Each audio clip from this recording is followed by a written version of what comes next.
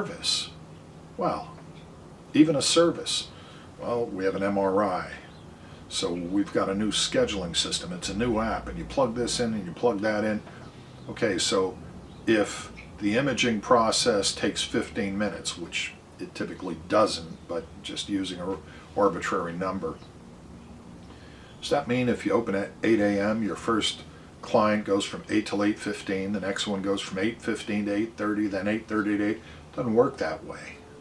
You know, we would like it to, but by the time somebody comes in, by the time somebody gets set up, so we know it doesn't, so we have to have realistic numbers as part of the process to work through. That's really my point.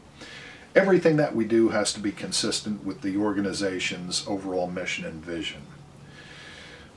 Implement the change. Well, select and implement a program to achieve the change. Areas for change? Well, look at SAP ETOP again. Strategic advantage profile of the firm, and the environmental threats and opportunities profile, the environment that surrounds us. Goes on to suggest maintaining continuous improvement, 4 typical approaches, and all of that. You can read that for yourself. I'm not going to spend too much more time on this. Task-based approach, let me make a comment about that. This deals with the idea of changing employee responsibility and tasks, so job simplification, job enrichment. Well, the job simplification thing, that's pretty much the servant leadership model, isn't it? We're looking to set in place procedures that produce maximum output for the minimum input, and our job, or our jobs collectively, is to eliminate roadblocks. That's Bernie's big piece. Bernie uses his capacity, his knowledge, his position to eliminate roadblocks for the assistant and associate deans, for the chairs, and ultimately for the individuals. We that propose new programs, new courses, et cetera, et cetera. Same kind of thing that you're doing, hopefully, in your group. Job enrichment you can read, but that's the important piece of buy-in.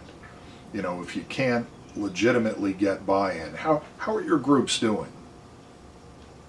Everybody agreed on what it is you're going to do here? Everybody buy into the process? Everybody, whatever this means, but equally involved? Who are the quiet ones? Do the alpha personalities overtalk everybody else?